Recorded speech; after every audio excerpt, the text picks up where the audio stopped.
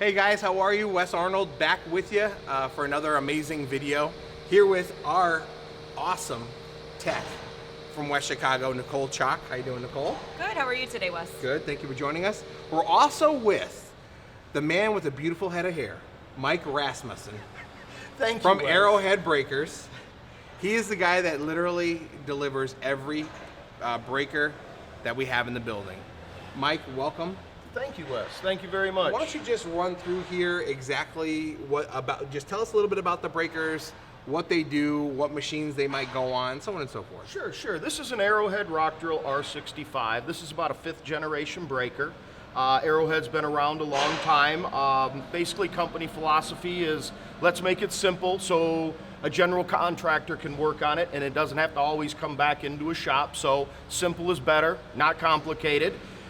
This little R65 here happens to be one of our most versatile machines, or hammers. It runs on basically your 3.5 metric ton mini excavator.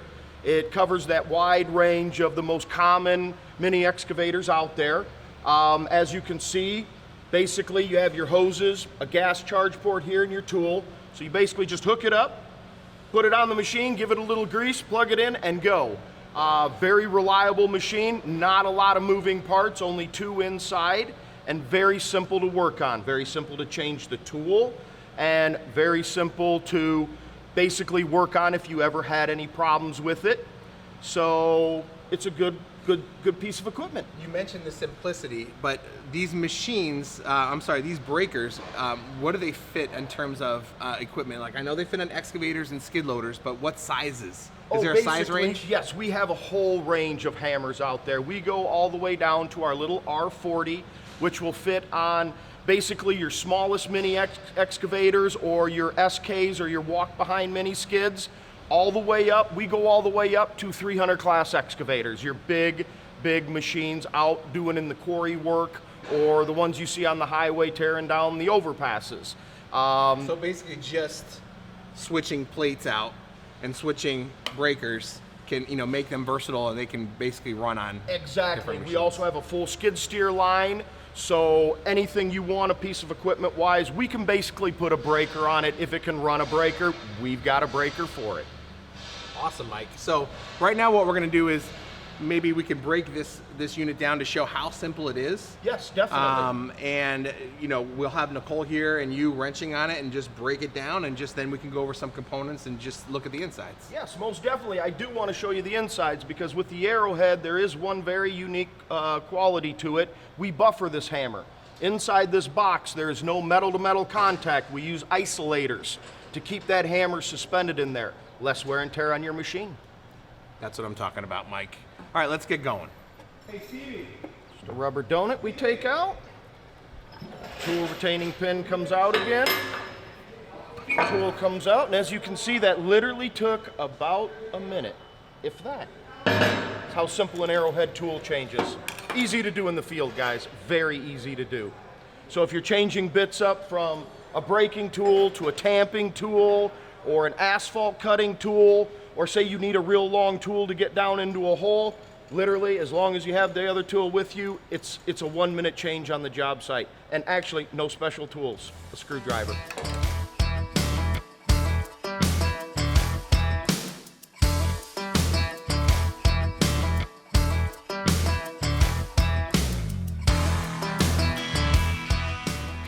Basically what we're doing is to hold a bracket on that would mount to the mini excavator or the machine. It's a 6-bolt configuration, and that allows us to bolt any bracket for any make or model of machine onto this hammer. So again, makes it versatile. You're not having to worry about adjusting pins or getting spacers made. You just slap a whole new bracket on, 5-minute change. This hammer could go to multiple different machines out in the field. Makes it simple.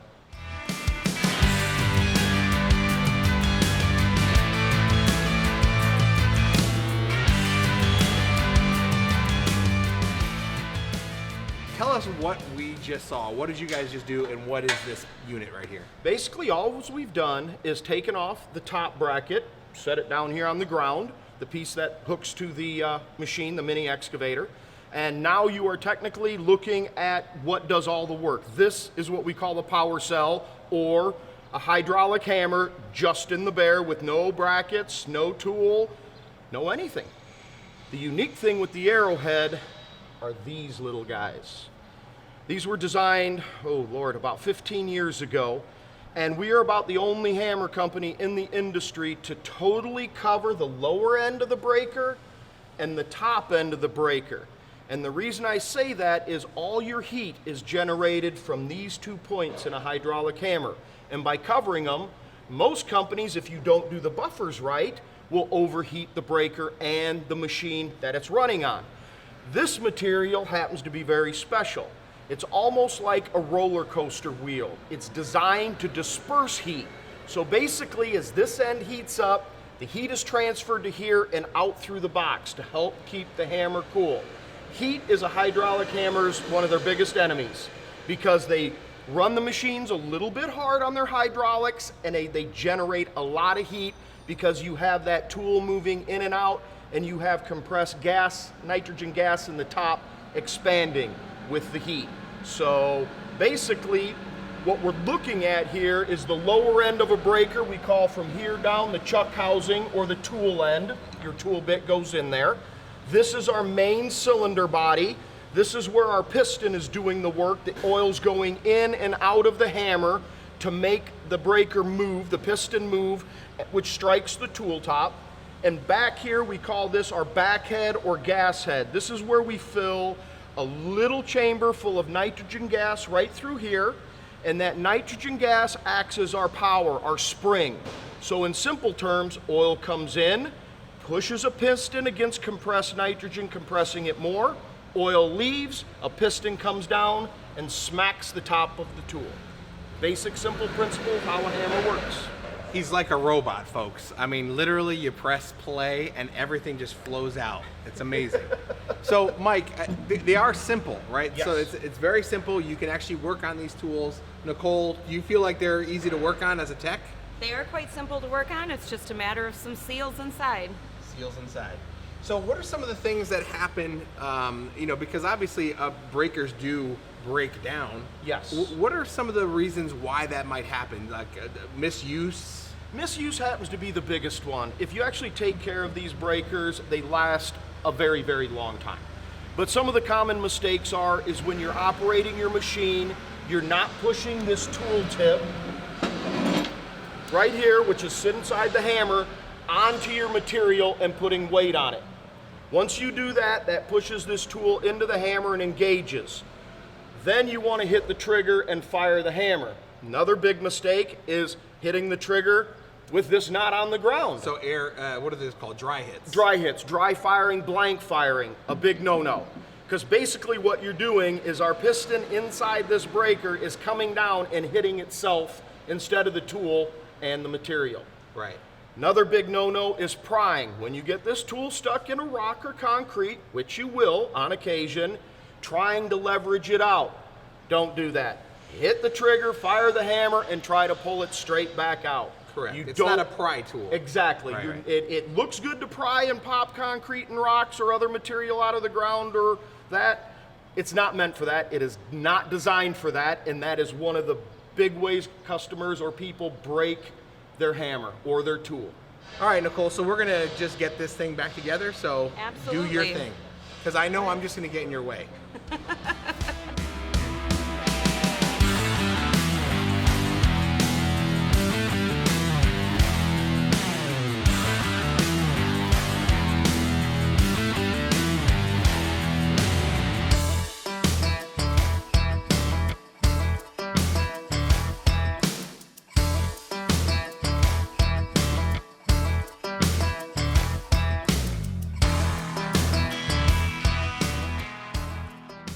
Nicole, do you have any quick pointers on maintenance on these machines?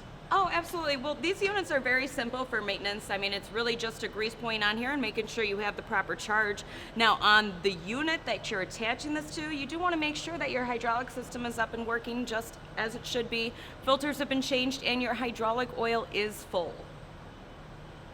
That's it. Very simple. Extra credit. Extra Yeah. credit. That's fantastic. All right, Mike, so this breaker is very versatile. Yes. Let's go quickly over the different tools that you can get, just some of the tools that we have here that you can actually put in and change the dynamics of this one tool. Yes, that's a very good point, Wes. These hammers are not just for breaking concrete and rock. Right here we have a tamper tool. A flat tool on the bottom, you can go into trenches and repack your material once you've done your work. We have our standard moil point or pencil point, as you can see. We have a flat tool here, we call it a blunt. This one actually is a little bit special, has a hole in for busting rivets. And our chisel point. Basically, another way to break concrete or rock, moil or chisel, your choice. But we can also do any length you want. And we do make other dynamic tools like asphalt cutters. So let Wes know. We can make it for you. There's a wide variety. It's not just breakers. Correct. We can get a bunch of different things, which we'll actually probably show you across the bottom, you know, all the different types of products that we have. We have also skid loader breakers just intended for skid loader use. Correct, yes. Tractor loader backhoes, Exactly. mini excavators, skid steers, big excavators, small excavators, your little SK walk behinds. We Perfect. can put a hammer on any of those. Arrowhead breakers have two different lines. You have your R series, which is exclusively designed for excavator use. Then over here, you have your E series, which are a little more robust, and they're made exclusively for skid and track machines. Thanks again for tuning in. Don't forget to like and subscribe to this page. Nicole, thank you for lending us your time. Thanks, Wes. And Mike, thank you so much for your expertise. I really appreciate it. Anytime, okay, Wes. guys, get back to work. First Choice Equipment.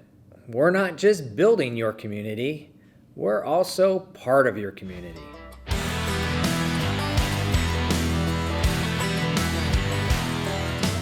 Joel, do you want to get a video of the lunch lady? That's the lunch lady. You know, they had cheesesteak grinders today.